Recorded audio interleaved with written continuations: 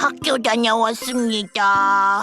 어머, 아우 진짜 우리 아들 오늘도 학교 끝나고 바로 왔네. 아우 착해라. 아니 친구들과 좀 놀다 오지 그랬어. 괜찮아요. 저 방에 들어갈게요. 아이고, 너 또 혼자만 있으려고 그랬지? 아니 혼자 노는 게 뭐가 그렇게 좋은데? 어? 아빠 왔다. 아니 아빠가 왔는데 왜 물어도 대답을 안 해? 민수야. 눈으로 보시면 알잖아요. 아니 그게 무슨 말이야? 민수 너 왜 그래? 아빠 엄마한테 뭐 불만이 있는 거야? 아빠, 그런 거 아니에요. 남자가 그러면 안 되지. 아빠한테 시원하게 말해봐. 시원하게. 아니 지금 너 우는 거야? 아니 진짜 왜 그래? 무슨 일이야? 아빠, 난 이 세상에서 제일 못생기고 쓸모없는 인간 같아요. 그래서 다 힘들어요. 울지 말고 뚝. 일단 오늘은 그냥 푹 자고 내일 다시 얘기하자. 응? 뚝. 여보, 민수랑 얘기 좀 해봤어요? 아무래도 우리 민수가 우울증이 온 것 같아. 확실해. 아니 무슨 10살짜리 애가 무슨 우울증이에요. 아우 뭐 사춘기는 몰라도. 아니야. 아무튼 좀 심각해. 내일 병원에 좀 데려가 봐야겠어. 안 되겠어. 친구들과 잘 어울리지 않고 혼자서만 노는 10살 사내 아이의 사연이었습니다. 오늘 활기찬 클리닉에서는 청소년 우울증에 대해서 알아보겠습니다. 여러분의 활력 넘치는 인생을 위해 활기찬 클리닉 함께 하시죠. 네, 오늘은 청소년 우울증에 대해서 알아보도록 하겠습니다. 임성진 원장님 모셨습니다. 어서 오세요. 고맙습니다. 네, 안녕하세요. 반갑습니다. 원장님. 우리 원장님, 오늘 저희가 청소년 우울증과 관련된 이야기를 만나볼 텐데 네. 저도 얼마 전에 뉴스 기사에서 봤거든요. 많이 늘어나고 있다고 하더라고요. 정확히 어떤 질환인지 증상이 있는지 정의부터 먼저 말씀해 주시죠. 원래 우울증이란 병은 네. 네. 소아청소년에서는 없다라고 예전에는 생각이 됐었고요. 네. 그러다가 이게 과연 소아나 청소년에서도 우울증이 있을까에 대한 논란이 예전에 좀 자주 있었습니다. 그러다가 1970년도에 들어오면서 네. 유럽에서 네. 열린 학회를 통해서 소아나 청소년에서도 우울증이 있을 수 있다라는 보고가 있었고요. 네. 그러다가 이제 1980년대에 들어오면서부터 이 증상이 성인의 그런 우울증 증상과는 크게 차이가 나지 않는구나라는 보고가 되어 왔습니다. 오, 비슷합니까? 그러면 좀 어떻게 좀 진단을 하는 겁니까? 진단 기준은 지금 말씀드렸던 것처럼 성인의 것과 크게 다르지는 않습니다. 네. 그래서 성인의 우울증 진단 기준을 먼저 살펴보면 그 도표에 나온 증상 중에서 5가지 이상의 증상이 네. 거의 매일 그리고 연속적으로 그리고 최소 2주 이상은 지속이 되어야 하는데 네. 그 중에서 우울한 기분 또는 흥미나 즐거움의 상실 중 하나는 반드시 포함이 되어야 하고요. 여기서 중요한 건 그러한 상태가 우울증 이전의 상태와 비교했을 때 확연한 차이가 나야 된다는 것입니다. 네, 우울증의 진단 내용에 대해서, 기준에 대해서 말씀해 주셨는데요. 그렇다면 이 청소년 우울증은 이 성인 우울증과는 어떤 다른 양상을 보이나요? 좀 전에 말씀드렸던 것처럼 많은 증상들이 성인기의 증상과 되게 유사합니다. 네. 하지만 청소년기의 우울증은 성인들과는 달리 우울함보다는 과민한 기분을 주로 표현을 하고요. 하지만 청소년들은 이 시기에 본인을 과민하다고 표현을 하지는 않습니다. 네. 주로 크고 작은 일상사의 모든 것들이 나를 화나게 한다 이런 식으로 화가 표현을 많아. 하는 경향이 있고요. 네.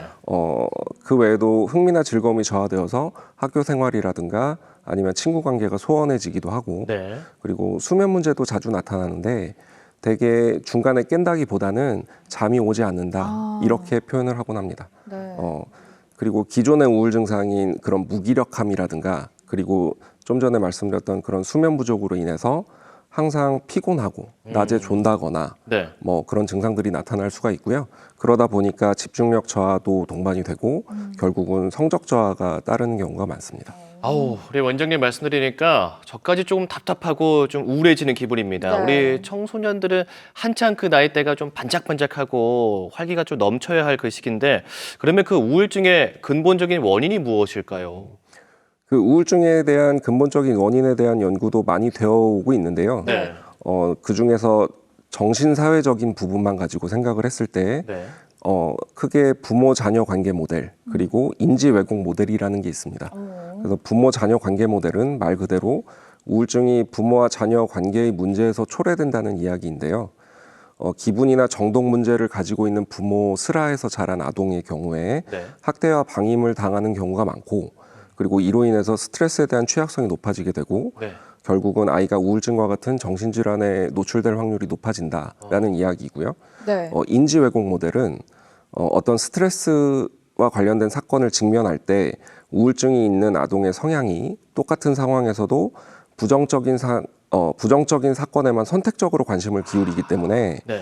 자존감이 더 저하되고 결국은 부정적인 결론을 내리게 되니까 나중에 우울증으로 진행이 된다라는 이야기입니다. 그렇군요. 부정적인 그 사건에만 포커스가 딱 맞춰지는 거군요. 네, 그렇습니다. 우리 사연 속 어린이 같은 경우에는 혼자 방 안에만 틀어박혀 있고 친구들과 놀지 않는다고 했어요. 그럼 이 같은 상황 같은 경우에는 청소년 우울증의 전조 증상이라고 봐도 괜찮을까요? 결국 우울증이 있는 청소년들의 경우에 아까 말씀드렸던 것처럼 본인이 주로 느끼는 기분이 우울감이 아니고요. 네. 네. 과민성이기 때문에 사실 아이들은 스스로 우울증이라고 생각을 하지는 않습니다. 맞아요. 그리고 좀 전에 그 영상에서 나왔던 것처럼 네. 부모님들 역시도 이런 양상들을 우울증상이라기보다는 사춘기 때 사춘기다. 있을 수 그렇죠. 있는 일이라고 네. 생각을 하시기 때문에 결국은 증상이 더 심해지는 경우가 대부분입니다. 그래서 상담센터라든가 병원에 이제 찾아오시게 되는 이유도 우울 증상 때문이라기보다는 네. 되게 성적 저하 그리고 뭐 물질 남용 그리고 인터넷 중독, 자살 시도 그리고 행동 변화 이런 것들로 오는 경우가 많고요. 네. 거꾸로 생각해 보면 이러한 양상을 보이는 경우에 일단 우울증의 가능성을 생각해 보는 것이 좋다라고 생각을 해볼 수 있을 것 같습니다. 그렇군요. 사실 사춘기와 헷갈리다 보니까 우울증이다라는 걸 바로 캐치하지 못하는 것 같은데 청소년 우울증이다라고 병원에 가서 진단을 받게 되면 그럼 어떻게 치료가 이루어지나요? 되게 일단 먼저 진단을 하는 것부터 생각을 해봐야 되는데요. 진단은 아직 뭐 영상학적인 진단이라든가 실험실적인 진단은 사실 유용하지가 않기 때문에 주로 면담을 통해서 진단을 하게 되고 네. 그 외에도 검증된 그런 평가 도구들이 있습니다. 뭐 네. 사즈라든가 디스크 같은 검증된 평가 도구들이 있어서 네. 그런 것들을 통해서 진단 평가를 이루어지게 되고요. 네. 그 치료는 일반적으로 생각을 했을 때 네. 되게 약물 치료를 할 것이다라고 생각들을 많이 하시는데요. 그것보다는 뭐 소위 말해서 사회적인 그런 접근을 해야 되는 경우도 많고 네. 약물 치료뿐이 아니라 그런 보조적인 치료들이 동반이 되어야지만 제대로 된 치료가 될 수 있다라고 생각을 하시면 될 것 같습니다. 저는 듣기로는 이제 우울증 이제 약을 드시는 분들은 그 약을 무슨 정말 오래 그러니까 뭐 평생 동안 먹어야 된다라는 그런 이야기도 있더라고요. 정말 그래야 하는 겁니까? 아까 좀 전에 말씀드렸던 것처럼 그 치료가 약물로만 하는 건 아니기 때문에요. 네. 되게 약물 치료뿐 아니라 아까 말씀드린 것처럼 정신사회적인 치료가 동반이 되어야 되는 경우가 상당히 중요하고요. 네. 네. 네. 그리고 이런 치료들로 인해서 증상이 좋아졌다고 하더라도 네. 우울 증상을 악화시킬 수 있는 여러 가지 요인 자체가 개선이 되지 않으면 네. 재발할 확률이 매우 높습니다. 오. 아, 재발이 되는군요. 네, 그래서 우울증이 호전된 이후에도 네. 1, 2년 뒤에 재발할 확률이 30에서 70% 정도라고 보고가 되고 있고 네. 가족력이 있거나 발병 전에 사회적인 기능이 좀 떨어져 있는 경우 네. 그리고 성적인 학대를 경험했다거나 아니면 가족의 불화가 있는 경우 이런 경우에는 재발이 더 증가할 수 있다 이렇게 보고가 되고 있습니다. 지속적으로 꾸준히 살펴봐야겠네요. 그러면. 네, 그렇다면 이 청소년 우울증 같은 경우에는 동반되는 다른 질환이 있을까요? 당연히 동반되는 질환이 많이 있고요. 네. 그 되게 정신과적인 증상 그리고 신체적인 증상 이런 것들이 동반이 되곤 합니다. 그래서 실제로 40에서 90% 정도에서 동반 질환이 있다라는 보고가 되고 있고요. 네. 그리고 가장 자주 나타나는 건 아무래도 불안 장애, 그리고 품행 장애, 그리고 ADHD, 그리고 물질 남용 장애와 같은 증상들이 동반이 될 수 있습니다. 그렇군요.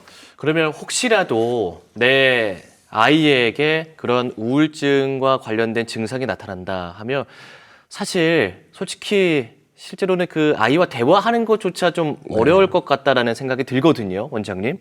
그러면 우울증이 의심되는 자녀와는 좀 어떻게 소통을 해야 가장 좋은 방법입니까?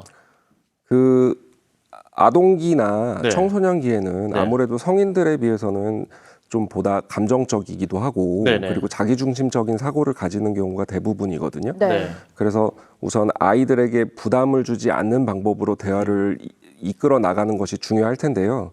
근데 어른들의 입장에서는 아무래도 감정적으로 대응을 할 수밖에는 없어요. 네. 그러니까 아이가 말을 안 듣는다거나 하면 아무래도 감정이 먼저 선행이 되니까. 네. 그리고 어른의 입장에서는 나는 다 살아봤으니까 아이들은 처음이잖아요. 그러다 보니까 아이가 나는 조언을 하는데 아이가 잘 따라주지 않는다라고 하면 더 화가 나는 경우가 있을 수 있거든요. 네. 답답해하시고. 그렇죠. 그러다 보면 아무래도 아이들이 그 어른들과 대화를 나누기가 좀 어려워지는 경우가 있을 수 있습니다. 네. 그래서 사실 아이들이 자신의 감정을 자유롭게 표현할 수 있도록 좀 권장을 하고 네. 그리고 그들의 감정이 어떤 것인지를 좀 이해하려는 노력이 선행이 되어야 될 거라고 생각합니다. 네, 알겠습니다. 오늘 청소년 우울증에 대해서 알아봤는데 마지막으로 강조하고 싶으신 말씀 짧게 남겨주시죠. 네, 그 청소년 우울증은 가족 갈등이라든가 아니면은 또래와 갈등 같은 그런 심리사회적인 요소가 매우 크게 작용을 하거든요. 네. 그래서 치료가 되더라도 유지를 하기 어려운 경우도 많고요. 그러다 보니까 아무래도 부모님들의 경우에도 아이의 행동이나 감정이 이해가 되지 않더라도 좀 보다 관심을 가져주셨으면 좋겠고 아이의 입장에서 한 번만이라도 더 생각을 해주시는 것이 필요할 거라고 생각합니다. 네. 네, 알겠습니다. 자, 오늘 활기찬 클리닉에서는요, 청소년 우울증에 대해서 알아봤습니다. 오늘 도움 말씀 주신 임성진 원장님 고맙습니다. 고맙습니다. 감사합니다.